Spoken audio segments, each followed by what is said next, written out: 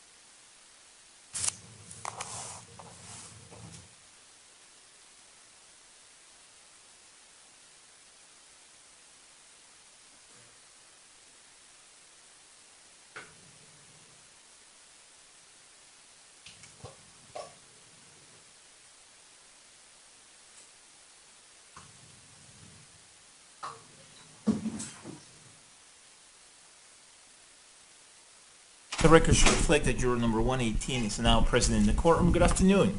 Good afternoon. How are you? Okay.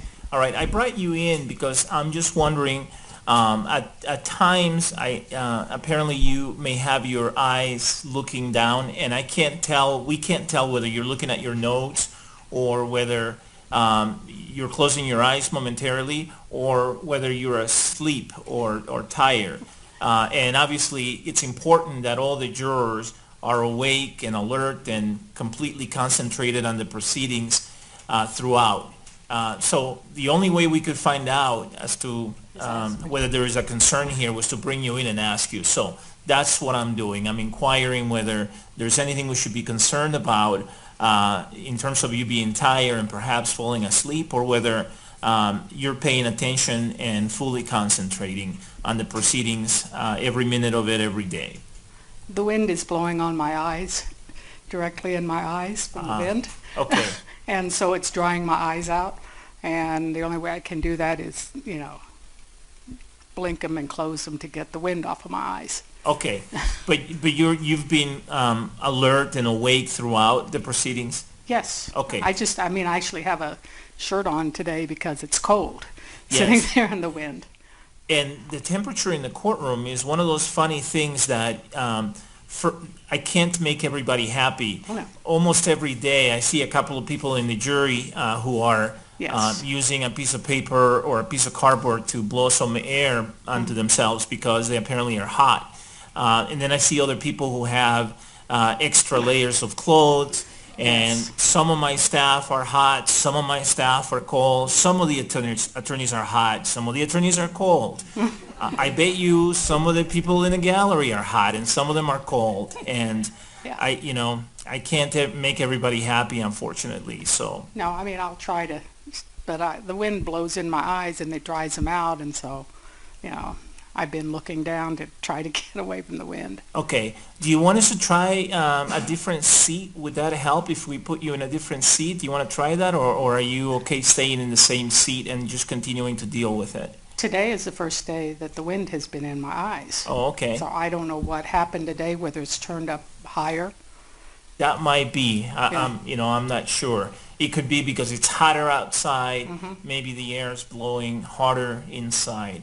Would you like to try a different seat, or do you want to continue to be in that seat and see if you can handle it okay? How about I finish out today in this seat, and if it happens next week, I'll try to move. Okay, just But- let my staff know, and then we'll Yeah. find you another seat Okay. if that's something you're interested in, okay? Okay. But just so that the record is clear and complete, you're telling me that you have not been falling asleep, and you have not fallen asleep at all, even once throughout the trial. Is that No. correct? No, I've just been trying to get the wind out of my eyes. Okay, so let me ask the question again, because the transcript is not going to be clear based on the way I asked the question and the answer you gave me. I think I said, is that correct? And then you said no. So I'm I'll sorry. repeat it again.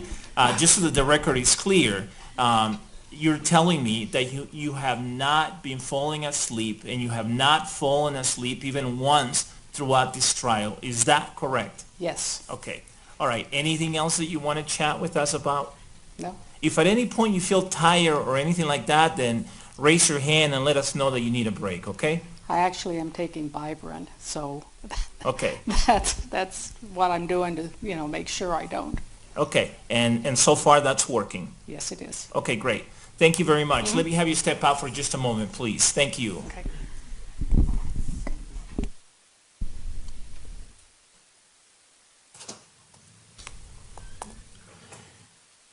Okay, the record should reflect that juror number 118 has now exited the courtroom. Is there any other record that the people are asking me to make?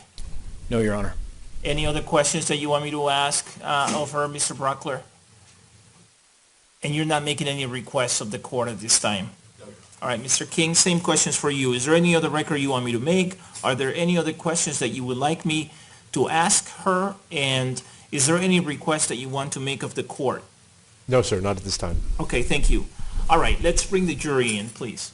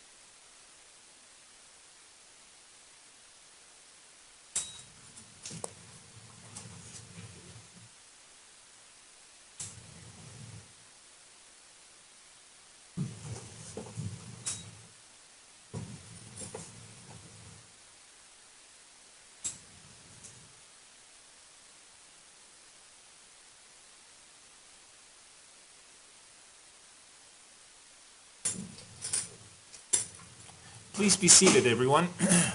The record should reflect that the jury is back in the courtroom. Welcome back, everyone. I hope you had a good lunch. This morning I spoke to you about the possibility of not taking Friday, July 17 off. There is at least one of you who has some appointments on that day, and I know there's a second of you who may have some medical appointments on that day. Given that, we're going to go ahead and stick with the plan. And so the schedule is that we are going to take Friday, July 17 off, okay? All right, thank you. At the end of the morning session, Dr. Woodcock was on the witness stand. And so, Doctor, I remind you that you're still under oath. You may resume the witness stand. Mr. King was finishing up his redirect examination. And Mr. King, you may resume your redirect examination. And members of the jury, I remind you that Dr. Woodcock's testimony has been admitted by the court only for a limited purpose. You may consider this testimony only as to the issues raised by the defendant's plea of not guilty by reason of insanity. You shall not consider this evidence for any other purpose. Mr. King, you may proceed. Thank you. Good afternoon, Doctor. Good afternoon. Doctor, you were asked some questions about your interaction with Dr. Mosier. Is that correct? Yes. And Dr. Mosier is a psychiatrist. Yes. And let me ask you this. Did you at any point tell Dr. Mosier or anyone else, including Mr. Holmes, that you were a treating physician who was going to treat Dr. Holmes, Mr. Holmes? No, I did not. Were you ever instructed that that would be your role, or was it ever your understanding that that was your role, or did you ever want that to be your role? No, I was very explicit in my questioning of you that in that regard I had no expectation that I would. I didn't have any desire to do that. That was not my role. Is it your understanding that Dr. Mosier's role was that he was the psychiatrist at the jail? Yes. And presumably he would therefore be responsible for the care of the inmates in the jail, their psychiatric care, correct? I, quite frankly, did not make any presumptions about that. I didn't know what his responsibilities would be to Mr. Holmes. In the discussion that I did have with Dr. Moser, it was clear that he intended to make decisions about treatment, so I assumed he was in that relationship. But beyond that, I didn't make any presumptions. I didn't know how the jail medical system worked. Given that, is there any reason, medically, ethically, diagnostically, that Dr. Mosier would need to get permission from you to write a prescription for Mr. Holmes? Not that I know of. And since you're not in a treating physician's role, would it have been appropriate for you to write a prescription for him and treat him? No, it wouldn't have been.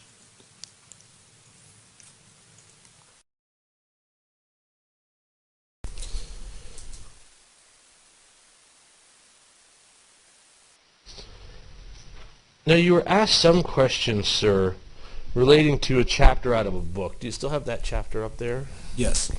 Is this the book? Yes. Textbook of Forensic Psychiatry, edited by Robert I. Simon and Lisa H. Gold? Yes. Mr. Brockler asked you some questions about, well, first he asked you about, there were 3 areas listed under the sanity opinion in this chapter on the insanity defense. Is that right? Yes. And he noted that you cited to the first 2 of those in your report, correct? Yes. And those first 2 of the important areas to review are, first, the evaluator must establish if the individual had a mental disease or defect at the time of the crime, correct? Yes. Now, did you do that? Yes. It's second, the evaluator must have determined the relationship, if any, between the mental disease or defect and the alleged crime. Understanding the motivation behind the person's actions is a critical component of the insanity evaluation. It is important that the evaluator consider all rational rather than psychotic motives for the criminal offense. Did you consider that in your evaluation, sir? Yes, I certainly did. Was there any rational reason for this shooting that you could come up with? I saw no rational reason for this shooting. Did Mr. Holmes ever provide you or any of the other evaluators with any rational reason why this took place? No, he did not.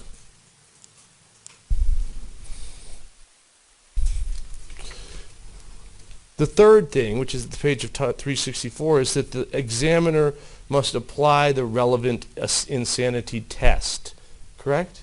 Yes. And did you, in your report, in the very next section, is the very next section entitled Colorado Law? And do you go through the relevant Colorado statutes for determining sanity? Yes. So did you follow all three steps? Yes. Now, counsel read to you from a table, table 13.8 on page 363. Do you recall that about some questions? Yes. Now, is the title of table 13.8 sample questions to help evaluate mental state at the time of offense? Yes. When you go through these, were many of these questions already answered numerous times in other evaluations that have been done? They were, and many of them were answered by the facts of the case that had been presented also. One of them that Mr. Brockler asked you about is, would you have done this if a police officer was near or at the scene? Do you recall that question? Yes. Do you recall that Dr. Gurr asked that exact question and reported it in her report, and Mr. Holmes indicated that he would have gone through with it, even if there was an armed police officer there? Yes. Now, in terms of these other questions, is it beneficial to you to go back and re-ask questions of Mr. Holmes 3 or years later when the evidence is abundantly clear of what actually took place? If I feel that that particular category is addressed by the facts of the case or numerous references to the answer, then I probably won't re-ask it again. You were asked a lot of questions about things that were not listed in your report. Do you list every single thing you consider in your report?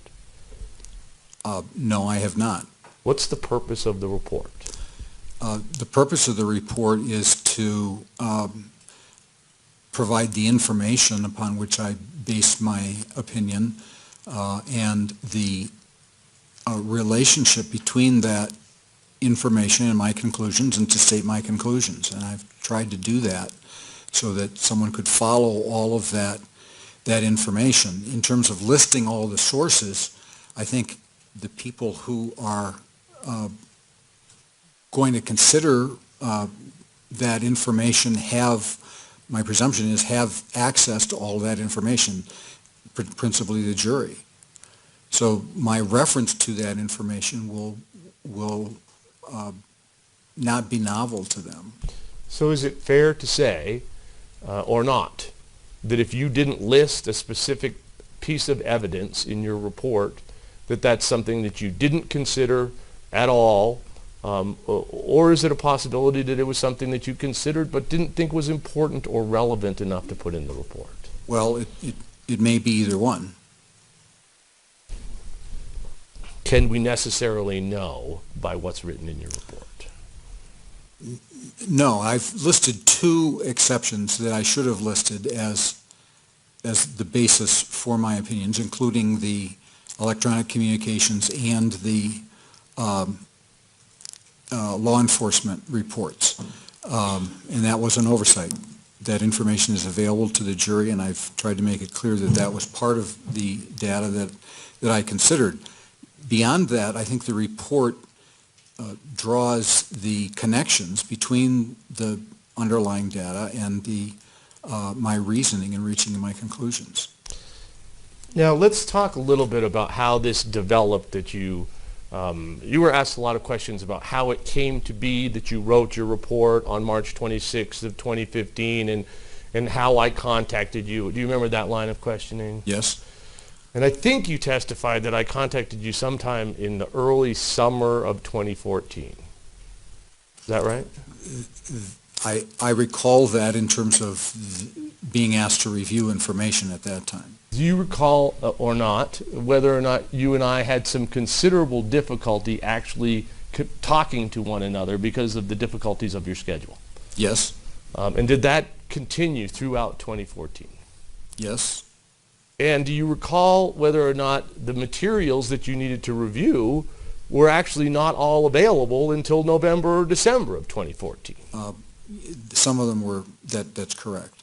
So do you remember that I actually provided you with the bulk of the materials in October, November, December of 2014 when they became available? Yes, many of them were. And did you review those materials as best you could with the time that you had, considering you have a full-time job and many other responsibilities? Yes. Now, was it your understanding that you were being ordered somehow to form opinions about sanity? No. I wasn't ordered to do anything. Was it your understanding that what you were asked to do was look at the materials that you'd been given, review them, consider them, and give your impressions of what was in the materials, and then indicate whether you felt comfortable rendering any new opinions or not? Sustained. Tell us what your understanding of what you were tasked to do, or what we were asking you to do in late 2014, early 2015. When I was given the materials in 2014,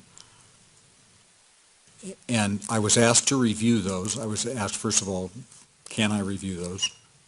And I said yes, I spent quite a bit of time doing that.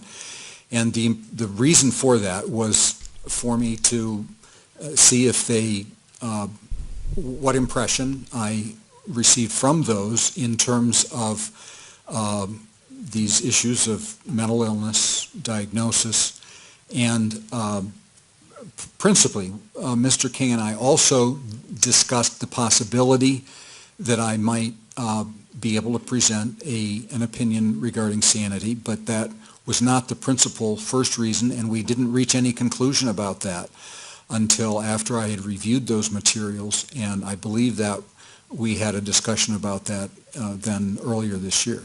Was it apparent to you or clear to you that you were not required to form any opinions unless and until you had reviewed sufficient information and felt comfortable forming those opinions? That's exactly right. That's first of all would be my understanding and expectation in any situation, nor would I accept any assignment at any level if I wasn't allowed to exercise that kind of judgment. And so that the decision on Mr. King's part to ask me to prepare reports and to address the issue of sanity only came after I made it clear to him that I was comfortable doing that. And so after you indicated to me that you were comfortable doing that, did I ask you to put it in a report that I could turn over to the court and the prosecution? Yes.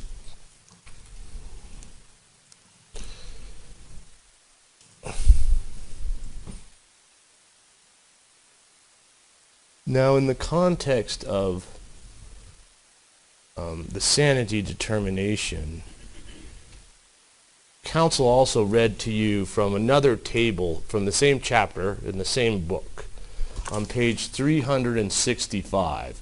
And maybe you can recall these are the things that involved wearing gloves was one of them, efforts to avoid detection was one of them, waiting until the cover of darkness was one of them. Do you remember that line of questioning? Yes. Is the title of that table evidence that may indicate a defendant's knowledge of legal wrongfulness? Yes. So these are all items that would bear on whether the person knew it was illegal or not? Well, that's the title of the table, yes. I think that's its primary utility. Okay. Is the standard in Colorado whether the person is the person's capability to understand the distinction between right or wrong judged from a legal perspective, whether they think it's legal or not, or from a moral perspective? From the moral perspective. Is there any doubt in this case, in your mind, that Mr. Holmes had some awareness that shooting people in the theater was against the law? Sustain us to the form of the question. Do you have an opinion about whether Mr. Holmes understood it was legally wrong to shoot people? Yes, he did understand it was legally wrong, And is that an opinion shared by all of the other psychiatrists in this case? as I understand it.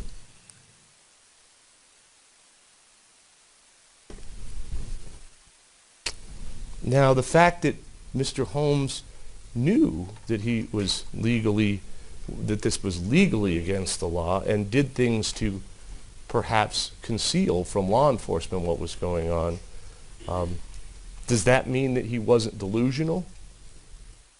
No, these things were occurring at the same time, his knowledge of the illegality and his delusional state.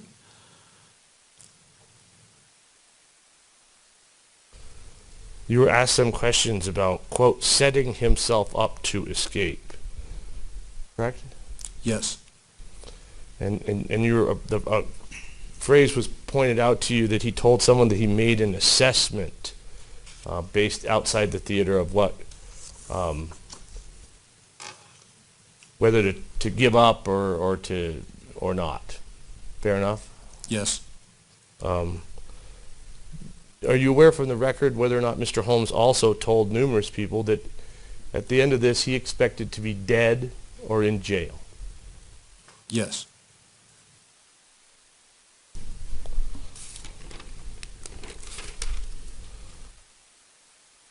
So does that have any, you were asked the question, if he tried to escape, he's sane. If he didn't, he's insane. Is that a really superficial way to look at this? Well, I think it's a false equation and a false choice. No, I don't look at it that way. I don't think it's that simple. You were asked if he made a rational assessment to turn himself in. Do we know if it was rational, if he was thinking rationally at the time or not? Or As I've stated, I believe that his behavior and his thinking was characterized principally by this delusional system, and I think that the way he behaved was consistent with his delusional thinking in terms of his behavior after this happened. Now, you were asked about his concern or lack of concern about hurting people. And Mr. Brockler pointed out that Mr. Holmes told you from your notes of July 24th, 2012, that he wasn't concerned about that. He said that at some point. Is that right? He said things that implied both concern and lack of concern during that interview. During that same interview, he said both that it concerned him and it didn't concern him. Yes. Did that make any sense? Well, it makes sense in the sense that he was ambivalent and that there was some aspect of him that had awareness, and there was this delusional system that wasn't at all concerned about whether people were harmed. And is it clear to you that there was some kind of internal struggle going on in the early months of 2012, as he described it, between the mission and the urge to get help? I think there's much evidence that there had been a struggle right up until the time that this happened. And do you recall Mr. Holmes telling numerous examiners that the mission overcame the other concerns? Yes, he had the sense that it began, the floodgates opened, and he wasn't acting volitionally after that. He was going with the flow. Am I going with the flow? Does that mean that it's your opinion that he was not necessarily in control of his thoughts or actions? I think he was not in control of his thoughts or actions. I think his delusional state was. You were asked about his statement that he wanted to help people by shooting them, and how that was contradicted by him planning to keep people in the theater and buying tear gas and putting on armor and various other activities to accomplish the mission. What do we make of that psychiatrically? Does that mean he's not mentally ill? No, it meant that he was organized in the pursuit of this delusional goal, this mission. I think that's been stated in many ways, that he was able to organize his behavior. Unfortunately, the direction, the goal of the behavior was really determined by his delusional state. Do you we seem to come back to that over and over and over again. The fact that there's planning. And the implication seems to be that because there's planning, that this can't be the result of a mental illness or a psychosis. Is that a false premise? Or why is that such a concern that we seem to have? That is a false premise, and it's it's probably the largest misunderstanding about mental illness that's relevant to this case. And it's very important to understand that not all delusional people, and certainly I think in this case Mr. Holmes, at the time this crime was occurring, was incapable of organized activity. He clearly was capable of organized activity. That is consistent with what we understand about mental illness and about severe delusional state. Now, I think the common view of what this kind of psychotic behavior must be like would be more reflected in what we know happened at a different phase of the illness several months later when he was admitted to Denver General. Then he was very clearly incoherent. His behavior was terribly disorganized. His emotional expression was all over the place, and that phase of his illness fit our expectations about what someone is like when they're this sick. But the fact is, during the phase of the illness when he committed this horrible crime, he was in a state of psychosis and multiple intersecting delusions, which were unfortunately goal-directed in killing people. But the origin of that was not rational. It was a psychotic process, even though he was organized at that phase of his illness. So would it be erroneous to look at the planning activities and the fact that he could go to the gym and ride his bicycle and draw some conclusion from that about whether he was mentally ill or not, or whether he was sane or not? Or is that a false premise that should not be engaged in? I think there's no question, but from a psychiatric perspective, it's a false premise. It simply does not tell us whether or not he had this underlying delusional disorder and what the nature of those delusions were and how they drove his behavior. Counsel asked you if you reviewed the report of a prosecution expert, a psychologist named Dr. Mohandy. Do you recall that Dr. Mohandy made that exact point in his report and his opinions, that the presence of planning doesn't obviate mental illness at all? Yes.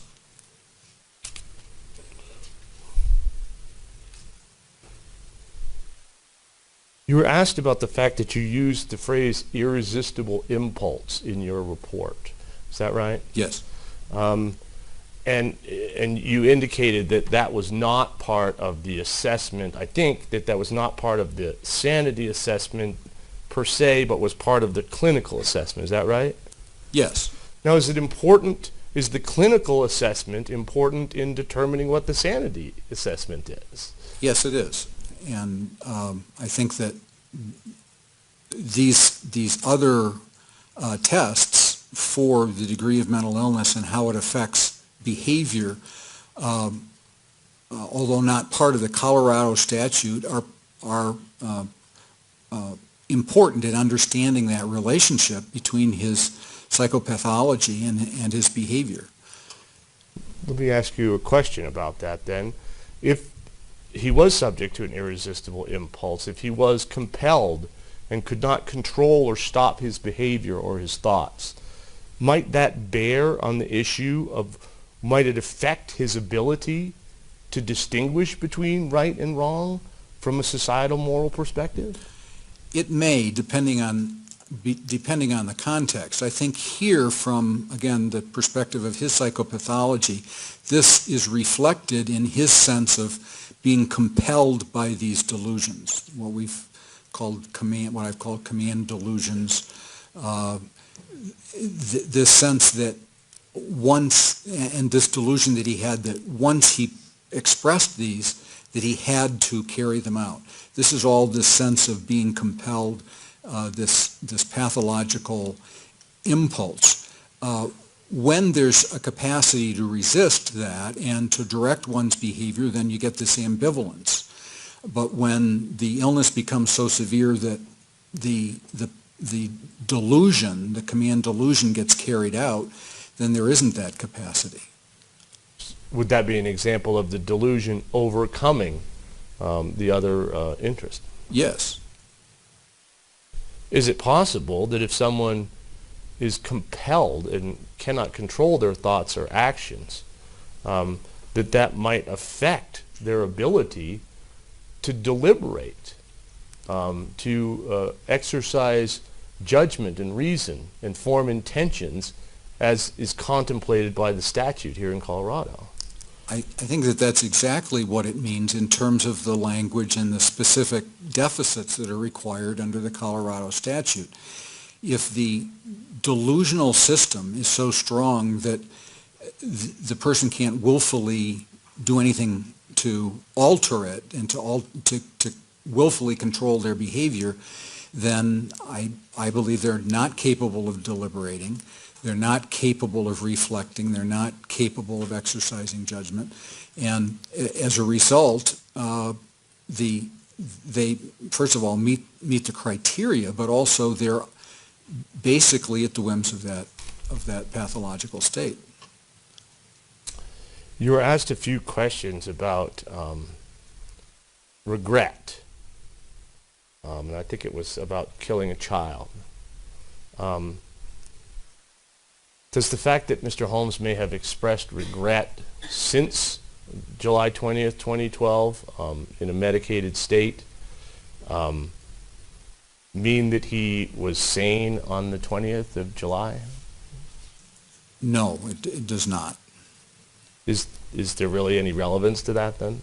I don't think there's any relevance to understanding it. It tells us something about how he's responded to treatment and to time and to awareness of what he did, but it doesn't tell us whether or not he was sane at the time. Now, of all the things that Mr. Brockler has brought up today for many hours and gone through with you, and yesterday as well, of all those things that were raised, does anything he said change your opinion that Mr. Holmes suffers from a very serious psychotic chronic illness called schizoaffective disorder? No. You were criticized some, it appeared, about the techniques that you used in order to reach your conclusions. That seems to be the point of Mr. Brockler's examination. Did you reach the same diagnostic conclusion and opinions as Dr. Metzner? Yes. Did you reach an almost identical diagnostic configuration and conclusions about psychosis as Dr. Gurr? Yes. And Dr. Reed? Yes. So the fact that it took you less time to do it may be significant, but the result is the same. Is that right? I believe that the result is the same. Does anything that Mr. Brockler has brought up today about the planning or the bicycle riding or the working out at the gymnasium or the regrets after the crime, is anything he's brought up over the past 2 days affect your conclusions at all as to whether Mr. Holmes met the legal criteria for insanity on July 20th, 2012? No, it doesn't, and I don't believe that he brought up anything that I wasn't already aware of and hadn't already considered. Is there any doubt in your mind that but for this very serious mental illness, this crime would never have taken place? Objection, Your Honor. The form of the question. Do you have an opinion about whether absent this very serious mental illness, we would even be here today or not? Overruled? No, I don't. This would not have occurred but for the mental illness. Thank you. I don't have any other questions, Your Honor. All right, recross. Thank you, Your Honor. Hey, Doctor, you were asked some questions about whether or not you're in agreement with, in essence, much of the opinions of Doctors Reed and Metzner. You recall that? Yes. First, let's talk about how they got to their opinions. You have reviewed their reports, fair? Yes. Now, for Dr. Metzner, do you remember how many pages were in his report discussing not only everything that he reviewed, but all of the things he considered, all the people he talked to, et cetera, et cetera? Do you remember that? I remember his report. I can't tell you how many pages it was. You wouldn't disagree with me that it was in excess of 120 pages. No. And Dr. Reed's report, you also reviewed that one, correct? Yes. And in addition to the 22 hours of videotape statements, the 650 pages of transcribed statements, and again, just to be clear, you watched 30 minutes of it and reviewed maybe 100 pages, fair? Yes. But in addition to that, he also generated a report, correct? Yes. And that report detailed not only everything he considered, not just the things he thought relevant, but all the people he spoke to, all the treaters he contacted and witnesses he spoke with, yes? Yes. You remember how long that report was? No. Would you disagree with me if I told you it was somewhere between 55 and 60 pages? No. Now, let's talk about your report. How long was it?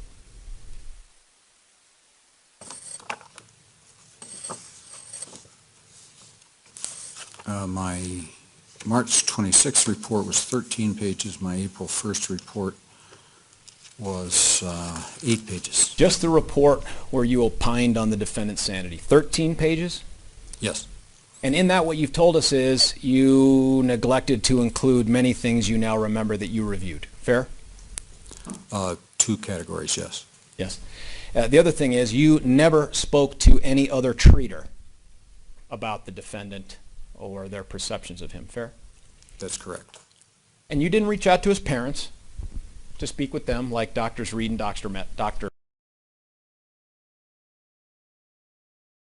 right? That's correct.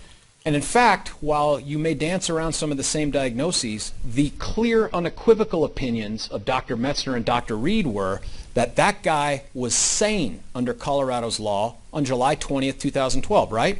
Yes, that's our area of disagreement. And based on your expertise, your background, and your thorough review of these materials, you disagree? Yes. A couple other things. And these are just things that came up in this redirect here. Again, you went into this irresistible impulse thing with Mr. King. I just want to make sure that we all understand irresistible impulse is not only not a part of Colorado law, it was stripped out of Colorado law back in 1983. Were you aware of that? Objection, Judge. Lack of foundation. There's no way this witness is going to know that. He included it in his report. The question is appropriate. If he doesn't know, then he can say he doesn't know. Overruled. Were you aware of that, Doctor? Not as we sit here. I may have reviewed it in my preparation. That was all the way back in Reagan's first term, wasn't it? I realize that there has been a revision of these criteria. Over 30 years ago, right? Yes. And yet you still include it in your report. I didn't include it in my sanity evaluation. And I want to make sure I understand that. You said, I didn't include it in my insanity evaluation, but I included it in my clinical evaluation, which impacts my sanity evaluation. Fair? Yes, it informs it, but it's not the criteria of the sanity evaluation. Even though Colorado's rejected that, correct? That's, Sustained. Also, you talked about the defendant going with the flow. He was capable of making the choice to go with the flow or resist going with the flow? no, He just had to go with the flow. yes, The planning is irrelevant, right? yes. All that stuff, all that, it doesn't mean anything. It's part of the whole picture, but it does not take away the reality of his delusional state. So really, all we needed to look at was what the defendant wanted to present to us. What he told Dr. Fenton, what he put in the notebook, and what he told people after he was arrested for murdering 12 people. Is that what you're saying? Objection to what the defendant wanted to present to us calls for speculation. Sustained as to the form of the question. You can rephrase your question. Doctor, it sounds like what you're saying is the only thing that we should really consider as relevant are the things that the defendant chose to share with us. Do you agree with that? No, Because there's no physical evidence that's relevant. Fair? no, You don't agree with that. no, I don't agree with that. So all the planning would be relevant. All the information is relevant in our consideration. All of it has to be very carefully considered. Not all of it tells us whether or not he was delusional. Both Dr. Fenton, Dr. Feinstein, and I, when I saw him 4 days after, were clear that he was severely ill. He had not revealed any of his delusional ideation to them and very little of it to me. So yes, the delusional ideation is subjective. He has to reveal that if we're going to know about it. But it turns out that after this terrible thing happened, he did reveal that information. So it is very explanatory. The planning, as I've said repeatedly, does not make that psychotic state or the specifics of his delusional system go away. That was the answer to my question about relevance, right? Yes, sir. Doctor, one of the things that it informs us on is how much that mental illness, whatever it is, impacted his function, correct? It impacted what he did. Yeah, okay. How about this? The fact that he knows that it's illegal, you would agree that that is a factor in someone knowing whether or not society would view it as wrong. You'd agree with that? No, and that's why these categories are really parsed out in this evaluation. There's a difference between legal knowledge and knowledge of the societal norm. In all the literature, this is parsed out. There are different categories of clinical knowledge and clinical relevance. Yeah, you'd agree that the societal standard of morality is not limited to, but includes consideration of illegality. You would agree with that? Well, it certainly includes consideration, but from a clinical perspective, the knowledge of the legality and the knowledge that we're talking about under the Colorado statute are clinically different things. Doctor, they manifest themselves differently in clinical presentation, and therefore they're assessed separately in the criteria. Doctor, there is no clinical insanity, correct? There's only forensic insanity, right? I don't know what you're... You I keep don't talking understand about your- the clinical application. There is no clinical application of law. There is a forensic application of the law to these facts and these psychiatric things. And you say there's some distinction that clinically we make left or right. There is no clinical insanity in the state of Colorado. Would you agree with that? Objection, compound question, argumentative. Overruled. You would agree with that, doctor? There is no clinical insanity in the state of Colorado? Well, you can't assess... Doctor, forgive me. Did you understand my question to ask No, for I a don't. narrative? Judge, he has to ask a question and allow the witness to answer the question. He asked the question. The witness is not answering the question. Doctor, I'm going to instruct you to answer the question. The question was a direct leading question. Answer the question. Well, Judge, I'm going to object if we can approach. Okay?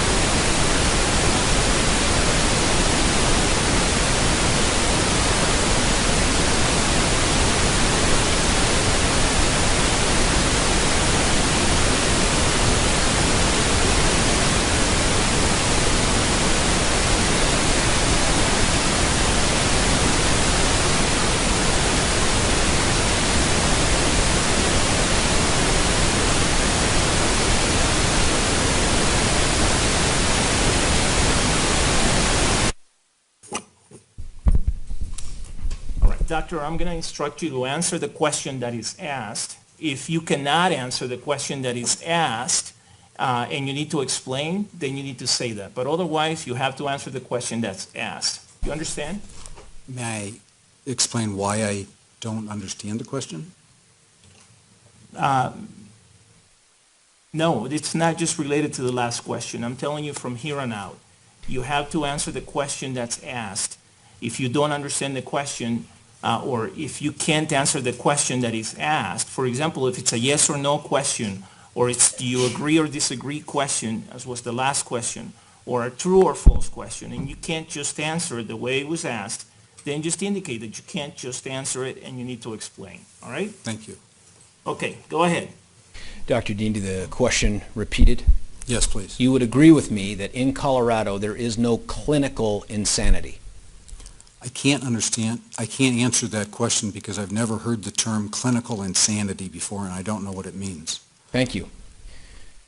There's a couple other things that were touched upon by Mr. King, and one of them was the reference to philosophical ramblings in his writings. Do you recall that? Yes. Now, one of the things is, and you sort of gave it your own characterization and description, but I want to ask you, do you remember when we talked about that you thought that he'd taken chemistry in college and that should have given him the information to make bombs? Do you remember that?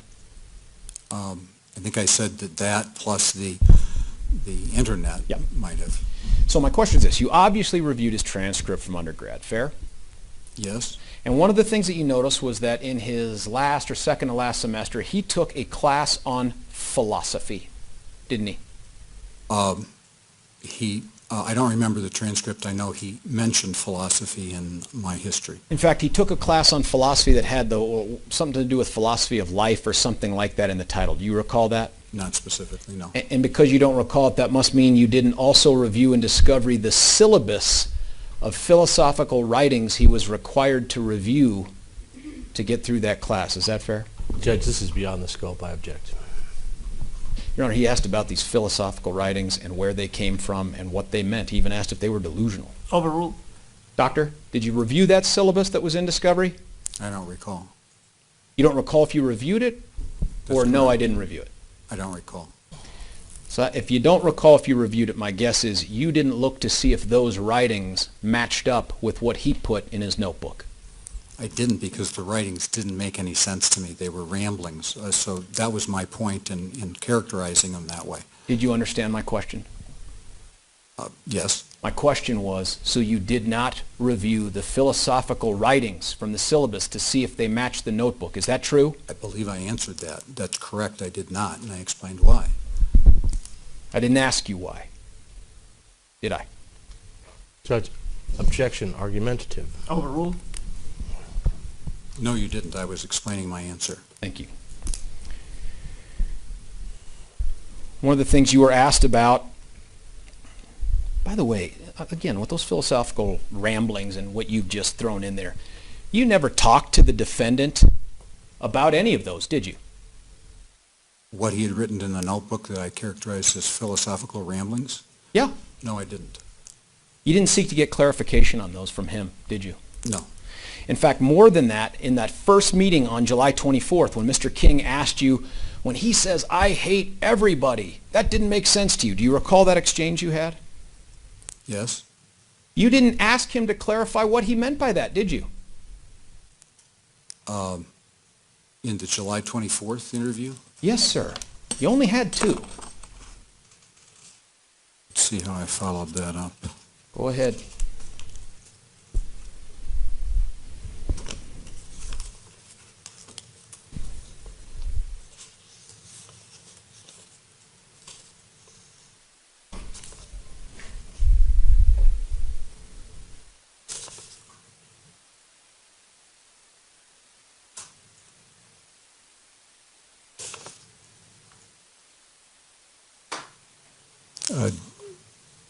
Do you know where that was in my report? I don't. It didn't seem to be an issue when Mr. King asked you about it. I thought you remembered it.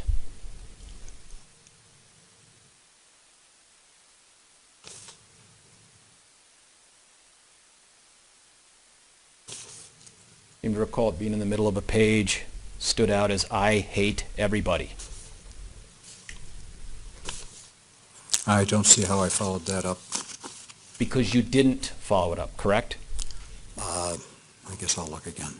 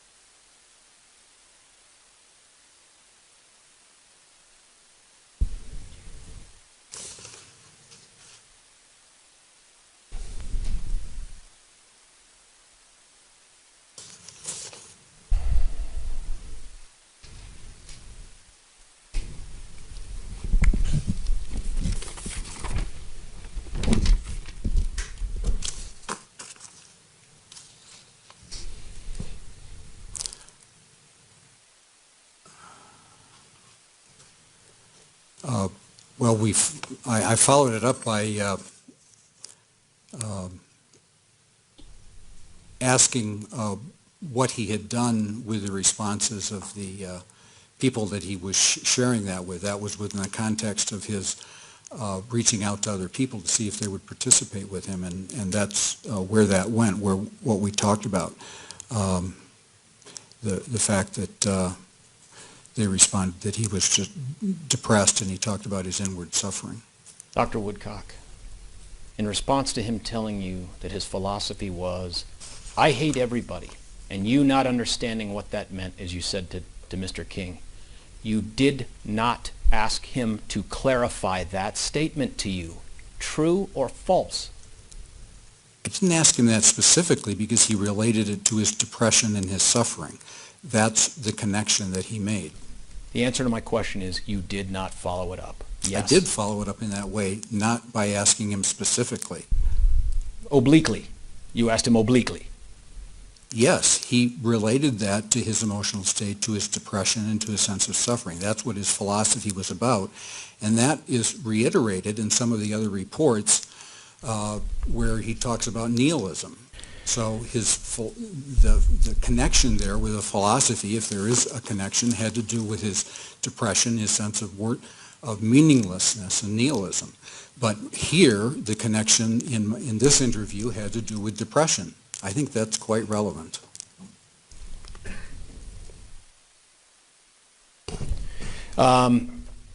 There was something else you and Mr. King discussed about catatonia and how he used that term, but you knew that he didn't mean that to be a psychiatric diagnosis. Do you recall that? That's not exactly what was said, but I do recall that Do you discussion. recall the discussion of catatonia? Well, what I said was that... Do you recall the discussion about catatonia? Yes. All right. What we know from that is this, that before he began talking with you, Dr. Gurr, Dr. Metzner, Dr. Reed, Dr. Hanlon, all those doctors, he went online and he researched symptoms of mental illness. True or false? True. One of the things you were asked about was, did it make any sense to you why he would go into the theater and kill these people, try to kill the whole theater full? You remember that? Yes. And you said, I couldn't think of a rational reason for it, correct? Yes. You'd agree with me. It would be hard to come up with a rational reason to kill 12 people in a theater in a community like Aurora, period, right? Well, I think following the news in our world, unfortunately, people come up with reasons. Yeah, I know. Rational reasons, Doctor. You'd agree, eh? Well, terrorism. Okay.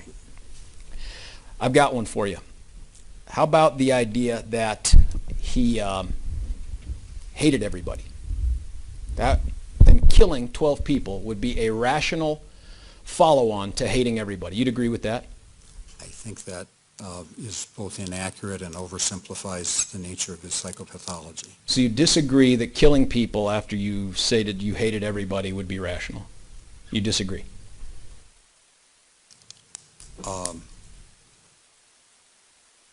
I think that even that's a stretch. A lot of people hate people and they don't kill them. I understand. Do you disagree that that is not a rational follow-on from I hate everybody? Are you saying I disagree with you? Yes, given the Okay, lack of thank you. association. Now, one of the other things that someone might do is they might want to do something to be remembered. You agree with that?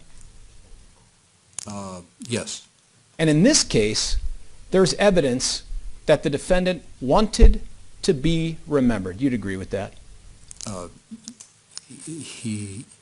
Do you agree with that, doctor? That was stated Doctor, I'm instructing you again, answer the question. It's a yes or no question. If you cannot answer the question without providing an explanation, then indicate so.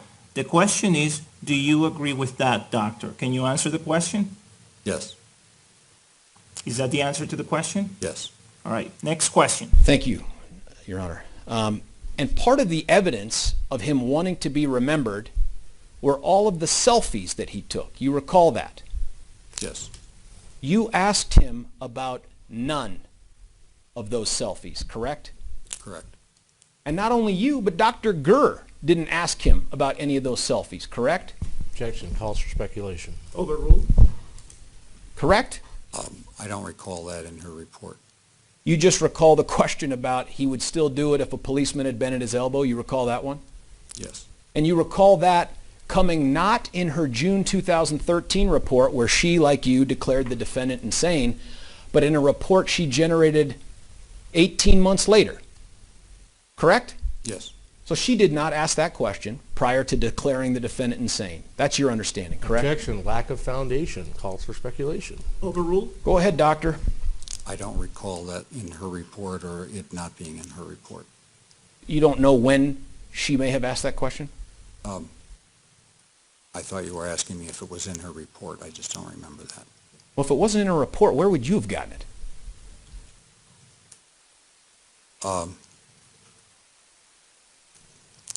I don't remember if it was in her report. Okay. You had some questions. I just want to make this clear. You got some questions from Mr. King about your role as regards Dr. Mosier, and you're not the treater. Do you recall all that stuff? Yes, I want to make clear there were no ethical or professional limitations on you returning Dr. Mosier's call to clear up any misunderstanding he may have entertained about your role in this case. Is that fair? yes, And there being none of those limitations, the only limitation was the one where Mr. King told you not to call him back. Is that correct? Or did you decide that on your own?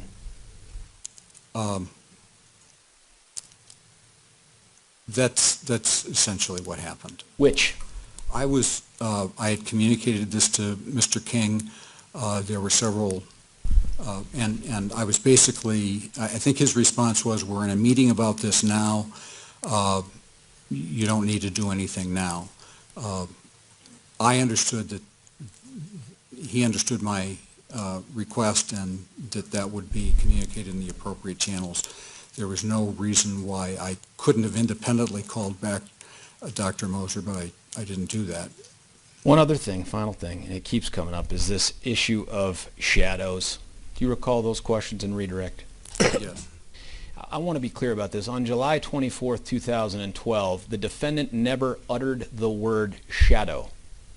no, that was in the subsequent interview. Never uttered a word that rhymed with shadow. Right? Not that I know of. In fact, the only thing he tells you is that he saw a flash, correct? A flash? He Yes? referred to that, yes. And he referred to it occurring in undergrad, correct? Yes, One thing he never told you on July 24th was that he saw a flickering in his third rotation of grad school, correct? that's correct. And when you ultimately talk to him many months later, on April 1st, 2015, you do have a conversation about shadows, correct?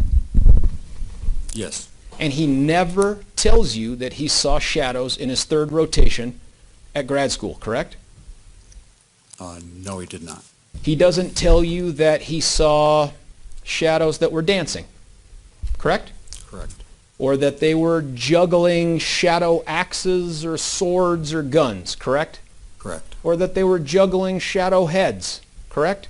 Correct.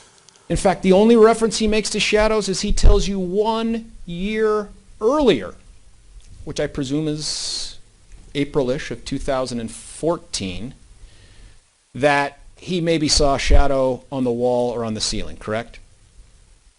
Yes. And that he could not do anything about them, correct? I don't recall that. Take a look at your report, and I believe it is your interview now on page 2 at the bottom, that whole last paragraph. Actually, the paragraph above that. Sorry.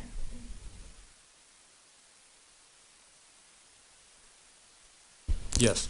And that was it, right? He didn't tell you he could control the shadows or summon them, never told you that, right? Correct. And he certainly never told you about interacting with the shadows, correct? Correct. Never mentioned to you that he thought the shadows might catch him if he fell off his bed, nothing like that. That's correct. May I have a moment, Your Honor? You may. Further, Your Honor. Thank you. All right, thank you. Members of the jury, it's almost 3:15, so why don't we go ahead and take your afternoon break so that we can go through the questions. It looks like you have a book of questions there, and so it's going to take us a while to go through them. So what I'm thinking is giving you something in the order of 30 to maybe 35 minutes for a break, and then that will allow the attorneys and my staff to get a break, and in addition, it will allow us to go through the questions. So please keep in mind all my admonishments during the break, okay? All right, have a good break.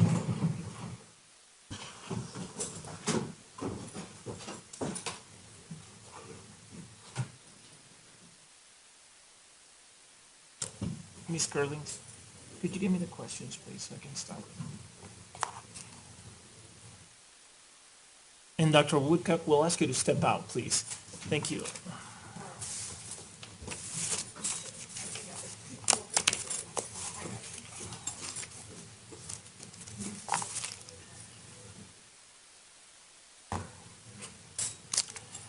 Please be seated, everyone. The record should reflect that the jury has exited the courtroom. There are a lot of questions here, so let's take our break first. I'll go through them, number them, put my name on them and the date on them, and then we can chat about them after the break. The court will be in recess. Thank you.